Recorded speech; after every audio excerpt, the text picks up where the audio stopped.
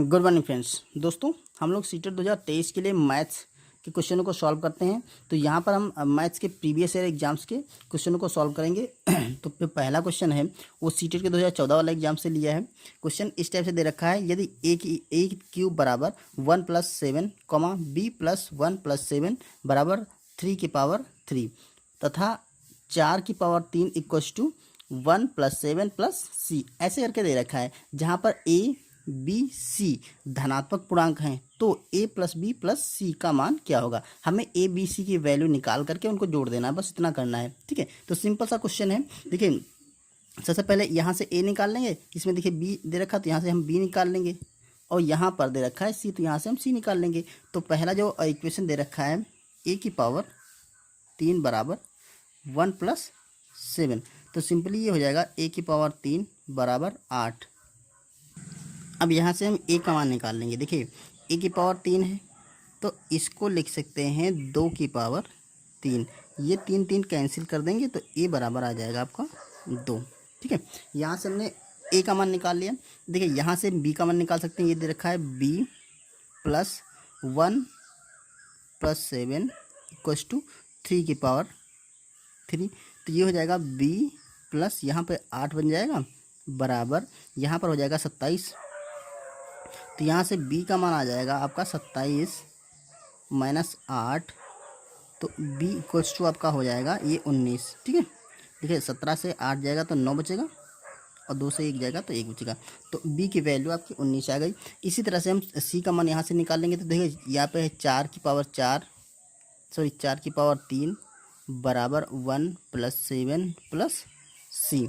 तो यहाँ से 3⁻4 करेंगे, 4 चौको 16, चौको 64, ये हो जाएगा 64 = यहाँ पर वही 8 बनेगा, प्लस का c होगा। तो यहाँ पर देखिए, अब ये 64 से 8 घटा देंगे तो ये हो जाएगा आपका 64 - 8 बराबर c। तो ये हो जाएगा आपका, आप चलिए अच्छा करता जा सकते 56, सॉरी यहाँ पर 56 बचेगा बराबर c। तो c का मान आपका 56 आ गया। ठीक है, अब a + b + c का मान ज्ञात करना है। a + b + c, तो ये हो जाएगा आपका 2 + 19 + 56, जो ऐड कर लीजिए। ये देखिए 9 6 15 16 17, तो ये 17 के 7 हाथ से लगा 1, 5 1 6 1 7, तो ये 77 हो जाएगा। तो ये इस क्वेश्चन का आंसर हो जाएगा। चलिए नेक्स्ट क्वेश्चन करते हैं। यहाँ दे रखा है 17⁻36 गुणे, ये देखा 1122⁻1735 का इकाई का अंक ज्ञात कीजिए। अब दोस्तों, यहाँ पे इकाई का अंक ज्ञात करना है। क्या होता है, अगर हम इसे कैलकुलेट करेंगे, 17 की पावर पहले 36 करेंगे, फिर मल्टीप्लाई करेंगे 1122 मतलब 1122 की पावर, इतनी बार 1122 को मल्टीप्लाई करेंगे तो जो लास्ट में अंक आएगा, फाइनल वैल्यू जो आएगी, उसका लास्ट का जो अंक आएगा वो यहाँ पे पूछ रहा है।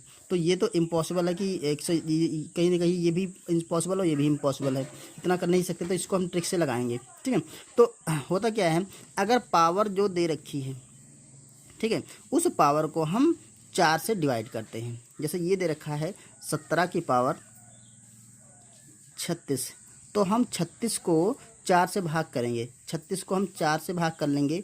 देखिए 4, ये 9 बार पूरा कट गया है। अगर पूरा कट जाता, मतलब कोई शेषफल नहीं बचता है, पूरा बार कट जाता है, तो हम क्या करेंगे, यहाँ पर अगर विषम संख्या है, ठीक है, विषम संख्या है, तो हमारा आंसर आने वाला है 1 आ जाएगा। ठीक है, तो इसका इकाई का अंक आपका 1 हो जाएगा गुणा। अब देखिए, सेम कंडीशन वही यहाँ पे करेंगे। इसकी पावर को हम 4 से भाग करेंगे, ये 1122 है, इसकी पावर को हम 4 से भाग करेंगे। तो देखो, ये अगर 4 से काटेंगे तो ये कटेगा आपका 4 से काटेंगे तो 4 चक्कू 16, 1 बचेगा, यहाँ पे 13 हो जाएगा, 4 3 12, 1 बचेगा, और ये 15 हो जाएगा, 4 3 12। ठीक है, 4 चक्कू 16 ज़्यादा हो जाएगा, तो इसकी पावर बचेगी 3। ठीक है, मतलब 3 शेषफल बच जाएगा। अगर आप भाग करेंगे तो 3 शेषफल बच जाएगा। देखिए, आप यहाँ पे कर सकते हैं 17 35 भाग करेंगे तो 4 चक्कू 16, यहाँ पे 1 बचा, उतार लेंगे 3, 4 3 12, बचा आपका 1, उतार लेंगे 5, तो 4 3 12, यहाँ पर 3 बच गया। जो ये रिमाइंडर बचता है या शेषफल बचता है, हम वही पावर यहाँ पे लगा लेते हैं। और देखिए, अगर यहाँ पे सम संख्या है और पावर पूरी तरह से कट जाएगी तो हमारा आंसर आने वाला है इकाई का अंक 1 आएगा, ठीक है, गुणा। अगर यहाँ पे मान लो तो विषम संख्या होगी, यहीं पर मतलब विषम संख्या सॉरी यहाँ पे विषम संख्या है तो 1 आएगा। अगर सम संख्या होती तो यहाँ पर 6 आ जाता है इकाई का अंक। ये याद कर लीजिए, अगर पावर पूरी तरह से 4 से कट जा रही है तो अगर यहाँ पर विषम अंक है, ठीक है, तो 1 आएगा इकाई का अंक। अगर यहाँ पे सम अंक है तो 6 आता, ठीक है, ये चीज़ क्लियर हो गई। यहाँ पर देखिए, अगर पावर 4 से पूरी तरह से कटती नहीं है, ठीक है, अगर पूरी तरह से नहीं कट रही है तो जो यहाँ पर शेषफल बच जा रहा है, ठीक है, वो पावर यहाँ पे लगा लेंगे और आखिरी वाले अंक पे वही पावर लगा लेंगे, मतलब हम 2 की पावर 3 कर देंगे। तो ये हो जाएगा आपका 1 गुणा 2 की पावर जब 3 करेंगे तो ये हो जाएगा 8। अब देखिए इकाई का अंक 8 एकम 8, तो ये हो जाएगा आपका इकाई का अंक आंसर हो जाएगा। क्लियर दोस्तों, ये ध्यान रखना है आपको कि पावर हमें 4 से कट करनी है, और अगर 4 से पूरी तरह से कट जाएगी, 2 ही कंडीशन आएंगी, या तो 4 से पूरी तरह से कट जाएगी या तो 4 से पूरी तरह से नहीं कटेगी। देखिए, अगर पावर को हम 4 से भाग करते हैं तो 2 कंडीशन आएंगी, एक तो पूरी तरह से कट जाएगी, एक तो पूरी तरह से नहीं कटेगी। अगर पूरी तरह से कट जा रही है तो अगर यहाँ पर है सम अंक, ठीक, मतलब ऑड नंबर है, सॉरी विषम अंक मतलब ऑड नंबर है, तो आपका इकाई का अंक 1 आएगा। अगर दूसरी कंडीशन, अगर जो इकाई का अंक यहाँ पे इवन नंबर है, मतलब सम संख्या है, तो आपका इकाई का अंक 6 आएगा। ये ध्यान दीजिए, अगर पावर नहीं कटती है तो जो अंक बचता है शेषफल, वही लास्ट वाले अंक पे पावर लगा लेंगे, कैलकुलेट कर लेंगे, जो भी आ जाएगा वो इकाई का अंक आ जाएगा। और एक कंडीशन और आती है, अगर इसमें लास्ट के जो ये डिजिट होते हैं, इसमें से अगर 0, 1, 5 और 6 ये 4 नंबर आ जाते हैं तो इकाई का अंक कभी चेंज ही नहीं होगा, ठीक है। मान लेते हैं यहाँ पर इसमें से कोई अंक आता था तो इसका इकाई का अंक यही रहता, जो भी आता, इसका अगर आता इकाई का अंक ये आता, ठीक है। तो ये 4 अंक अगर आएंगे तो इकाई का अंक किसी भी एक डिजिट का चेंज नहीं होगा। अगर इसका मान लेते चेंज नहीं हुआ तो इसका चेंज करके आप कर सकते हैं, ठीक है। तो ये क्लियर हो गई होगी। चलिए अगला क्वेश्चन करते हैं। यहाँ पर जो अगला क्वेश्चन है वो दे रखा 7,000 रुपये की राशि A, B तथा C में इस प्रकार विभाजित की गई है कि A अनुपात B बराबर 2:3 तथा B अनुपात C बराबर 4:5 है, तो B का हिस्सा कितना होगा। हमें यहाँ की B की वैल्यू फाइंड आउट करनी है कि इसमें B का हिस्सा कितना है। हमारे 3 पार्टनर है, उनको इस अनुपात में विभाजित किया गया है। A और B का अनुपात 2:3 हो और B और C का अनुपात 4:5 हो। तो सबसे पहले हम क्या करेंगे, A B C को एक अनुपात में कन्वर्ट कर लेंगे। देखिए A अनुपात B ये दे रखा है 2:3 और यहाँ पर B अनुपात C बराबर दे रखा है 4:5। अब देखिए यहाँ पर देखिए B यहाँ पे कॉमन है, दोनों में कॉमन है B, ठीक है। तो B का मान हमें 1 ही होना चाहिए। अगर B का मान जैसे ही हम 1 कर देंगे तो A B C को हम 1 अनुपात में लिख सकते हैं। तो B का मान 1 करने के देखिए यहाँ पर B का मान जो अनुपातिक मान है वो 3 है, यहाँ पर B का जो अनुपातिक मान है वो 4 है। तो इस पूरे अनुपात को हम मल्टीप्लाई कर देंगे 4 से, ठीक है, और इस पूरे अनुपात को मल्टीप्लाई करेंगे हम 3 से। जो यहाँ पे B का अनुपात है उसको इससे मल्टीप्लाई करेंगे और जो यहाँ पर B का अनुपात है वो ऊपर मल्टीप्लाई करेंगे। अब देखिए, अब जो अनुपात बना A अनुपात B वो हो जाएगा 4 दूना 8 और 4 तियाँ 12, ठीक है। और यहाँ पर B अनुपात C जो बन जाएगा वो देखिए 4 और 3 12, यहाँ पे 12 हो गया, यहाँ पे 5 3 15, तो ये अनुपात बन गया। अब देखिए B का वैल्यू दोनों में समान है, यहाँ पर भी समान हो गई, तो हम लिख सकते हैं कि A अनुपात B अनुपात C ये हो जाएगा आपका 8:12:15, ये अनुपात बन गया। अब देखो, अब जैसे हमें 7,000 रुपये की राशि में बांटनी है तो हम क्या करेंगे, इनमें एक कांस्टेंट डाल करके इनकी एक फिक्स वैल्यू बना लेते हैं।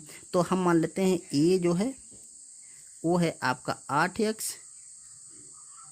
B है 12x और C है आपका 15x, ठीक है। अब देखो, अगर इन्हीं तीनों में ये राशि बांटी गई है, 7,000 रुपये को हमें बांटा गया है, इन तीनों में बांटा गया है 7,000 रुपये को, ठीक है।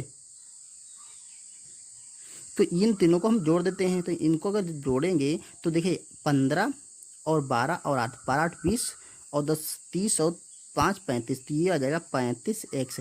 तो 35x का जो मान है वो ये है। अब यहाँ से हम x की वैल्यू निकाल लेंगे, फिर ए बी सी के मान निकाल आएंगे। तो देखो यहाँ 35x का ये है मान, तो x का मान निकाल सकते हैं यहाँ से। x का मान क्या हो जाएगा, देखो हम यहाँ लगा रहे हैं x बराबर, ये 35 है ना, तो ये नीचे चला जाएगा 7000।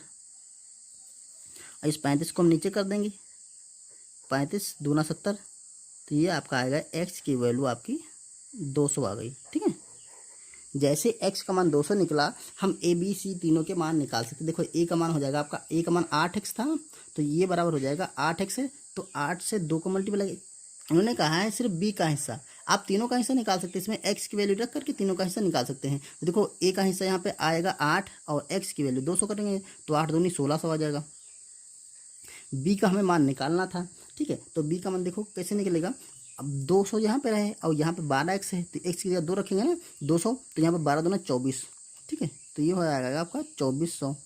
ठीक है, और c का मान निकालना है, तो c का मान 15x है ना, तो 15 की जगह 15 रखेंगे और x की जगह 2 रखेंगे, तो 15 दूना 30। ठीक है, तो ये हो जाएगा आपका 3000। अब आप देखिए जो हमारा क्वेश्चन का आंसर था ये 2400 आ गया। आप देख लीजिए, इसको जोड़कर भी देख लीजिए 7000 आपका आ जाएगा। देखो ये 3000 है और 16 12 ये हो गया 4000 और 3 4 7000। ठीक है, तो इस तरह से इस क्वेश्चन का आंसर निकाल सकते हैं। ओके।